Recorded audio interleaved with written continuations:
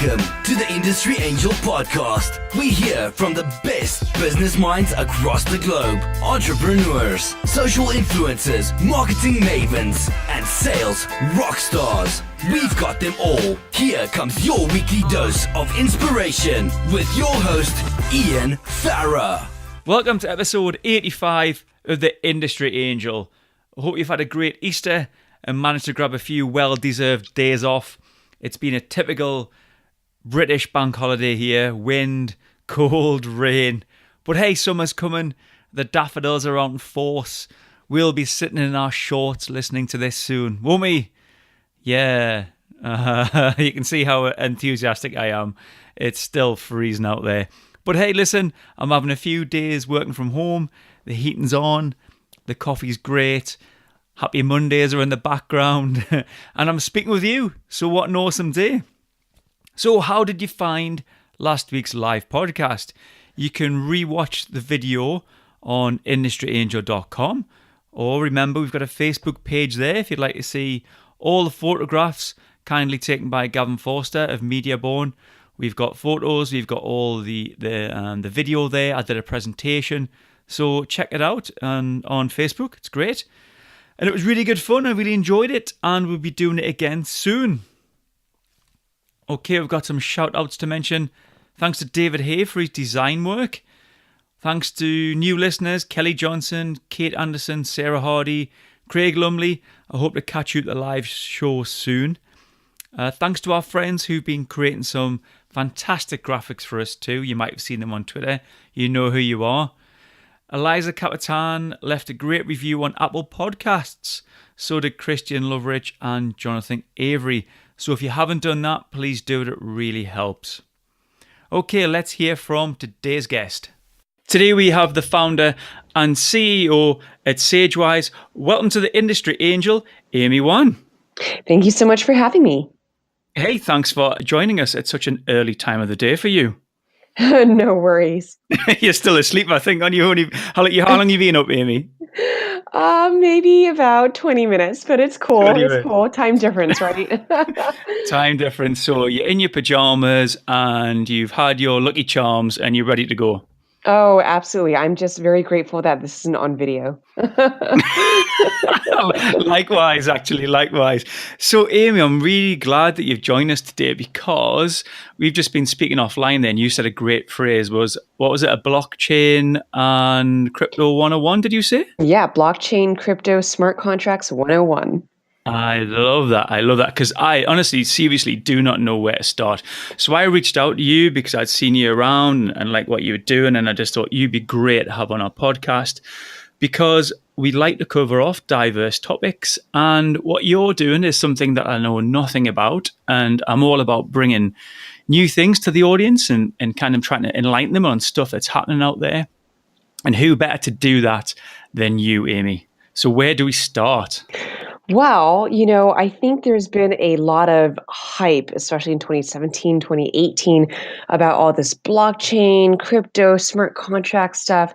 So maybe it makes sense to just take a step back for a second and just explain the elementary terms. How about that? That would be amazing. Thank you. I have no idea what I'm going to ask the most stupidest questions for the next half hour, but please go ahead. No worries. 101. No worries. So, I think the biggest misconception I hear is what is all this cryptocurrency stuff and why is it such a big deal, right? And really, I think you have to separate the subject matter because cryptocurrency, you often hear about Bitcoin and Ethereum. It's basically digital currency, right? And it's digital currency using blockchain technology. And sure, lots of people have made money on it, but you have to separate it from the technology itself, which is blockchain technology. And what blockchain technology is, and you'll often hear people say, hey, I don't know about cryptocurrency, but I'm really bullish on blockchain technology.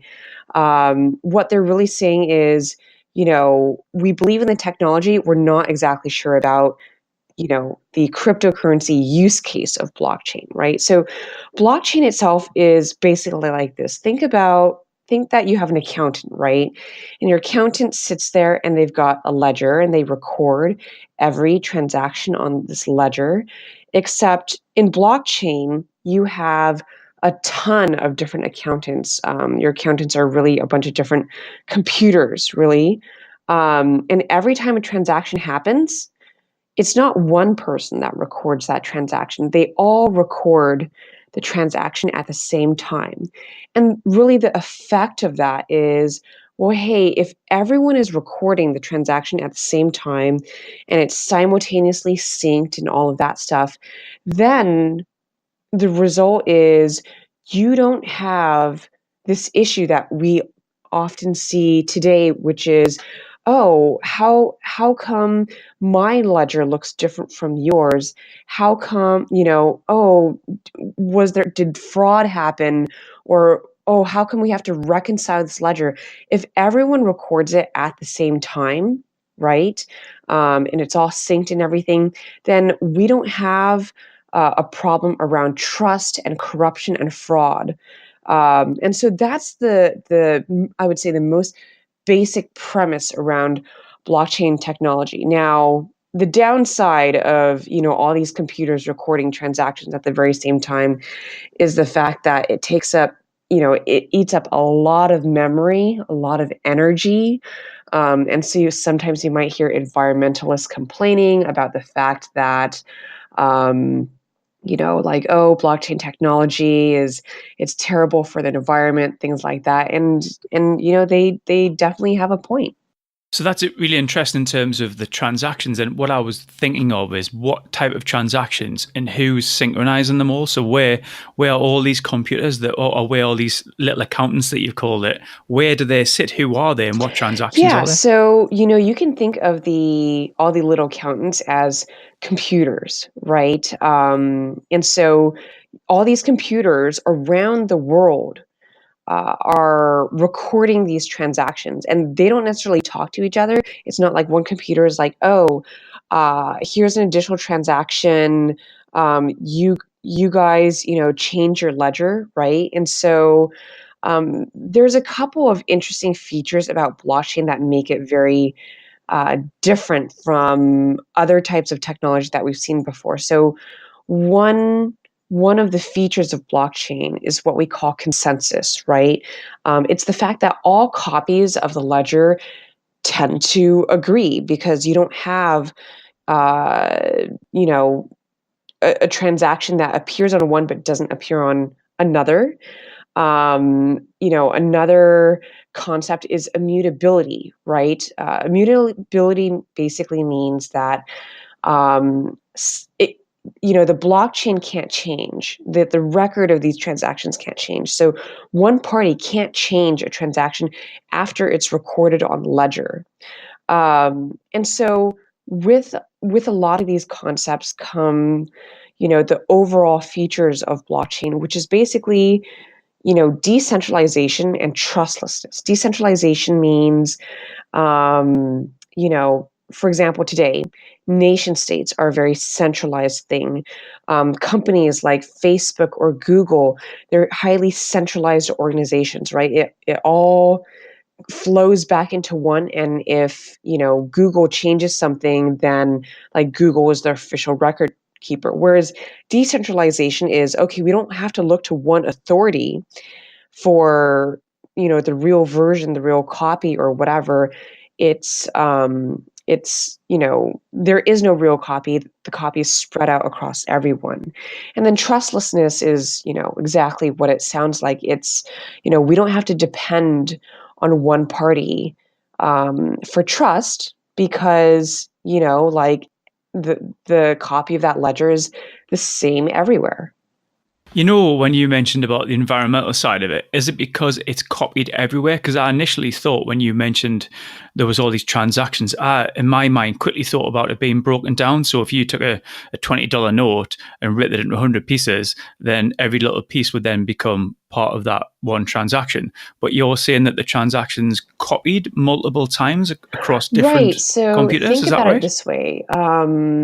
Let's say, like, we opened up a Microsoft PowerPoint, and we made a PowerPoint, right? Except instead of me just having the copy of that PowerPoint, you know, everyone on the network, the entire globe has a copy of this PowerPoint. So now it's not just my computer that has to hold the memory or the file of this PowerPoint. It is, let's say there's a billion people on the network. There's a billion copies of this file, right? And so it does eat up a lot of memory. It does eat up a lot of energy. Why did they go to a billion? Why would you not say, look, let's all just put our hands up here and say, billion's way too much. Why can we not do 1,000? I mean, it could be, right? I don't know. I don't have the statistics on how many, how many miners of Bitcoin or Ethereum there are, but it could be billions of, we call them nodes, right? It could be billions of computers or servers. I'm just, throwing out an example. So, Amy, are we saying that was, if you just described blockchain technology? Yeah, so that's blockchain. Now, cryptocurrency uses blockchain, and the use case ends up having some sort of payment or currency form. So, the first use case of blockchain technology was Bitcoin, right? And that came out from a white paper from a pseudonymous person called Satoshi Nakamoto. No one still really knows who that is, although people have certainly tried guessing. And really, this pseudonymous person basically used blockchain technology to tell all these people, hey, mine this thing, this Bitcoin, this cryptocurrency. And when we say mine it, what he or she, I guess, really meant was have your computer sit there and solve this algorithm that gets progressively longer. And so it basically gets progressively more difficult to mine. And so, if you kind of see the progression of Bitcoin mining through time, it's actually harder, and it gets harder and harder to mine Bitcoin. And then, we've obviously seen a ton of other cryptocurrencies pop up since then. You've seen Ethereum and Dogecoin and all these other ones. So now there's, a couple years ago, basically, there was an explosion of what we call altcoins or alternative coins.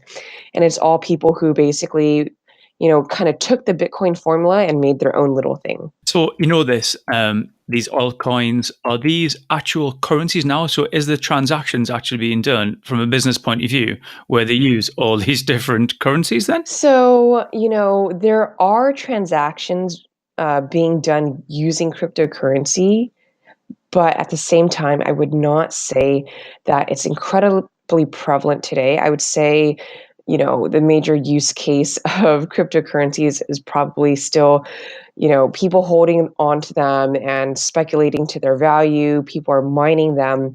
I mean, occasionally you hear the stories of people buying a pizza for like some amount of Bitcoin, or, lately you're starting to hear stories about people buying property for Bitcoin. But, in terms of real world application, I don't quite think we're there yet. So is this just a bit like buying gold then, hoping that it's going to appreciate in value, but it's just you don't actually have it anywhere? No one's had to, you use the term mine, but obviously you literally have to mine gold.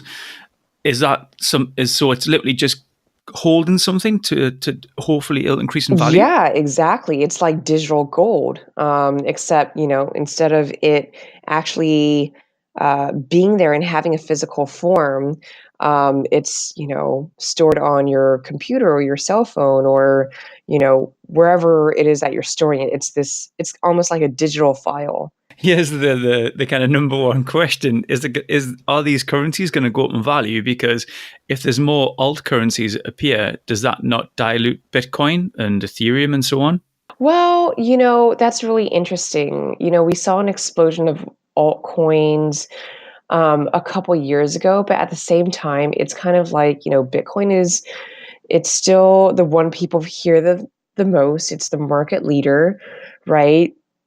Ethereum has become very popular only because I would say that, they, the Ethereum network actually has a lot of use cases, and they have a lot of people actually working to further develop, the abilities of the Ethereum blockchain, whereas Bitcoin kind of just sits there more or less nowadays. The other ones, certainly there are other ones, and its value really is based on perception, right? I think I Yeah. heard someone say money is whatever we believe it is, whatever we believe it's worth. And so the value of Bitcoin can rise and fall based on perception and based on trading activity. Does anybody actually own Bitcoin? I can't get my head around this. So the money that we have in the world, we create it. The government just didn't put it there. We do things for people and we get paid, and that's how we've got money. So is Bitcoin owned by somebody, or is it just a thing? Oh, no, Bitcoin is definitely owned by people, right? Like I can have 5 Bitcoin. You might be able to, buy Bitcoin off in exchange or something like that. And I have heard of startups that pay their employees in Bitcoin. What I mean by that is, does it stem from anywhere? So, for instance, if I've got a pound coin on my desk here, that's come from the Bank of England. What I was getting at was like, where does Bitcoin come Yes. from? So it comes from, remember I mentioned mining? So basically, there's this really long algorithm that takes a lot of computing power to solve. That algorithm gets progressively longer and harder to solve, right? And so basically, you have these people who are basically miners. Most of them come out of China because of electricity there is super cheap. And all they do is they sit there, they own all these computers, all these processors and servers, and they mine Bitcoin. That's their job. So, where did the miner from? I still don't get this. You can bring Bitcoin into the world by solving this super long algorithm. Ah, right. Okay. So that's all they're doing then, is just creating algorithms? They're not creating algorithms. They're using computers to solve the algorithm. And basically every time they finish solving the algorithm, which progressively gets longer, they Ah, are mining I Bitcoin. get you. I get you. Oh, thanks for that. Sorry for my total blind ignorance. So, No worries. so Amy, what's this got to do with you? So, what have you got? You've created a business called Sagewise. So, where did this business come from? Yeah, so I'm a U.S. securities attorney by training, and so people used to seek me out to help them structure novel financial products. And basically in 2017, the big thing that happened was that ICOs, or initial coin offerings, became super popular. And initial coin offerings are basically, they're companies that have come up with a startup or a business idea, usually one that involves blockchain technology, usually one that is decentralized, and they are basically putting out their own token, right? So token is a little bit different from a coin, but they're creating their own token and putting it into the world and selling it in order to raise money. And so I had all these people come to me being like, "Hey, be our attorney on our ICO," and I thought, "Oh no, like." I don't That's not really something I want to do, but I was watching the industry and thought, something really strange is happening here. So what was happening, and it was especially prevalent, I would say, spring and summer of 2017, is that every ICO that launched, within the first 15 minutes of launch, they were getting hacked for $2 or $3 million, sometimes even more. And there was really nothing that the founders could do about it. People were Yeah. contributing money and they weren't necessarily able to get that money because they were getting hacked. And they would just sit there and shrug their shoulders and be like, oops, sorry, this whole thing is immutable. And I looked at this whole thing and I thought, that's really interesting. Because in the real world, when you lose millions of dollars, people aren't quite so nice or forgiving. Instead, you get slapped with a big old lawsuit. And so I started looking into why this was happening. And one of the reasons why this happens is because smart contracts, which is one of the tools that that is commonly used to transact, especially on the Ethereum blockchain. Smart contracts are not smart; they're actually really dumb, right? So smart contracts, think of it as an English contract, except you've distilled everything down into if-then clauses. So, if Bitcoin goes over, $15,000, then sell half my portfolio. So it's kind of, a contract, but it's set into if-then clauses, and it provides for instruction. So the way smart contracts work is they are basically, they're meant to be self-executing, right? Like you don't have to say, okay, now I want my Bitcoin to sell. It's already pre-programmed in. But basically the way people were writing these smart contracts was super sloppy. There were coding errors and security vulnerabilities. And the truth is, people will need to amend, modify, terminate, and genuinely dispute their smart contracts. And so what we're doing today is we are building dispute resolution infrastructure for smart contracts that basically allows for a little bit of human judgment, a little bit of recourse, because what we see is the need the need for the blockchain industry to really perform based on intent, right? I kind of analogize this back to the early 90s where,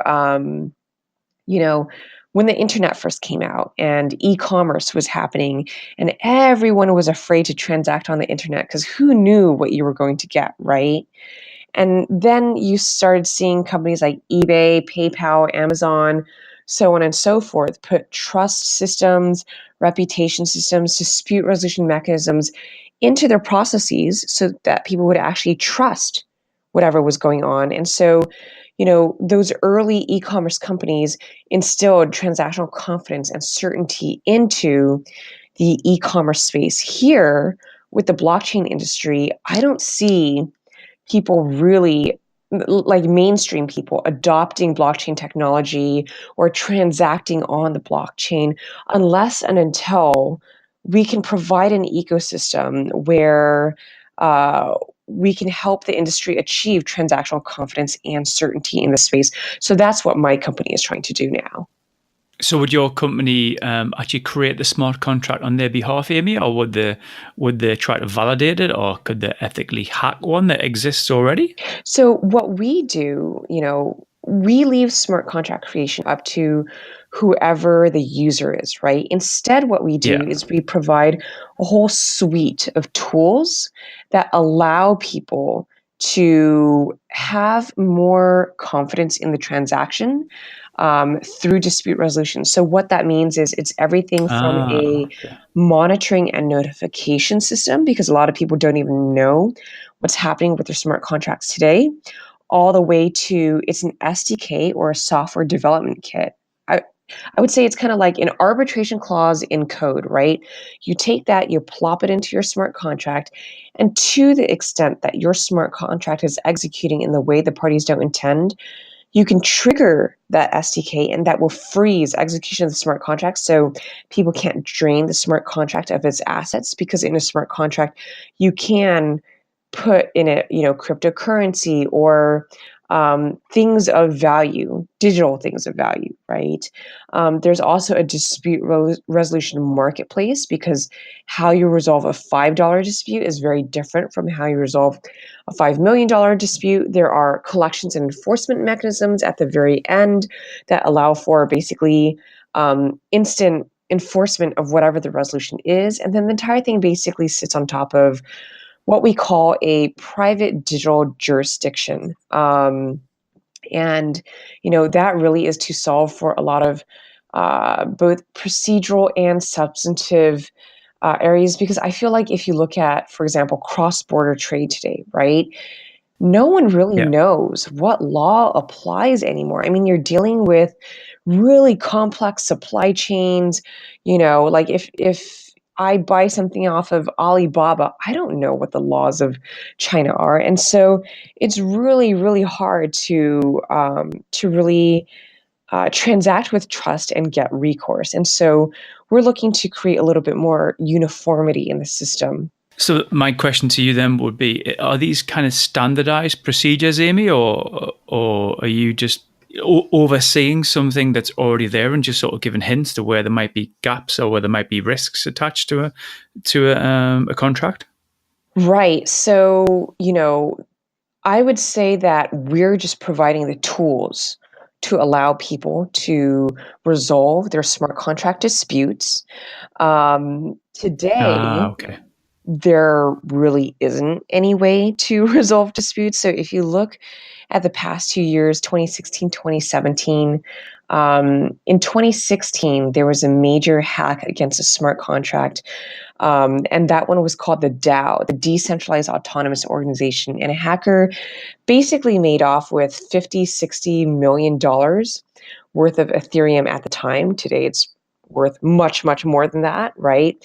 And when that hacker hacked that smart contract, they didn't hack the terms of the smart contract, but it was a hack against the intent of the smart contract, because everyone involved never meant for that person to be able to take, that value or that money from the smart contract. And yet he did. And the end result was, Ethereum was so young at the time that they ended up hard forking the entire blockchain, which basically means they had to sit there and reset the entire blockchain, which is something that, really goes against the values of the community. But at that time, Ethereum was so fragile, so delicate, that I guess they felt they had no choice.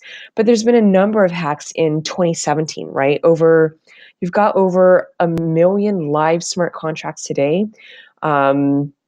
In 2017, over $1 billion in value was lost in smart contracts. One of the most recent incidents was there's this popular wallet, and a wallet is, it's one of the things that you can keep your cryptocurrency in. It's a digital wallet, right? And so that wallet is called Parity Wallet, and supposedly, we don't know if this was malicious or not, but supposedly a younger, less experienced developer went in, accidentally deleted some very important code, and that basically locked, I think they said $150 million worth of Ethereum at the time. Today, it's obviously worth even more.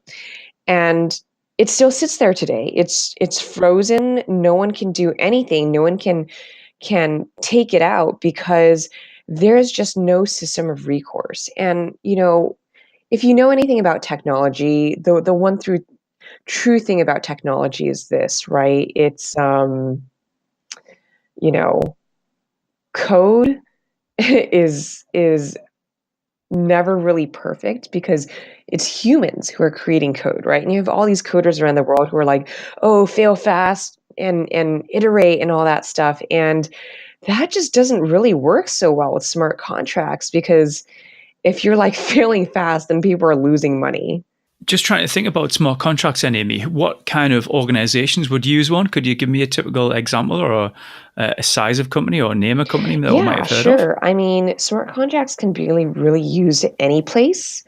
So for example, we are currently actively forming partnership agreements with different types of blockchain projects and companies. Any of these blockchain projects or companies that we're partnering with, they're meant to have a smart contract rich ecosystem.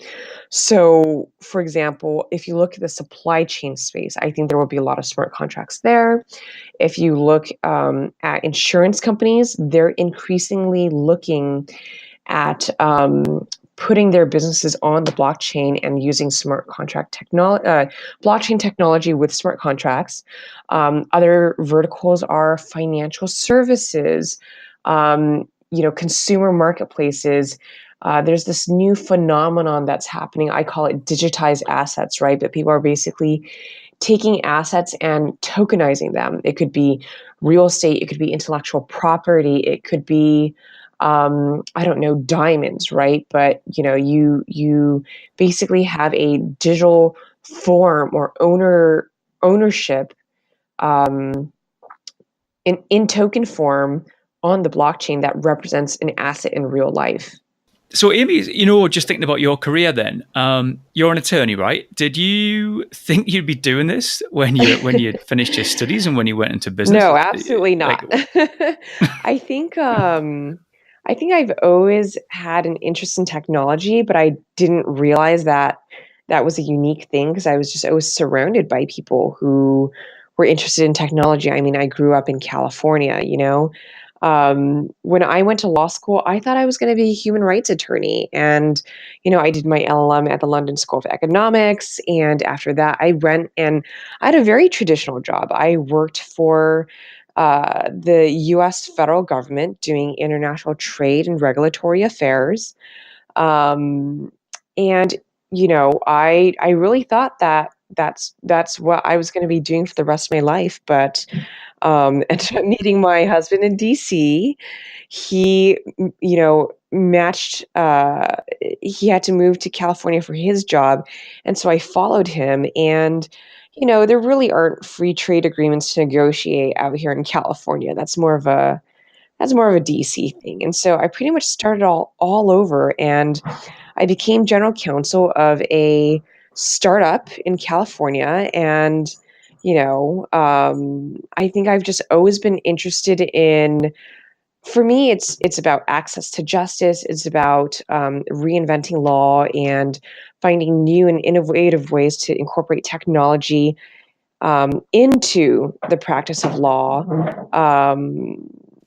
And, it just so happened that I saw this problem that I thought was a big problem. And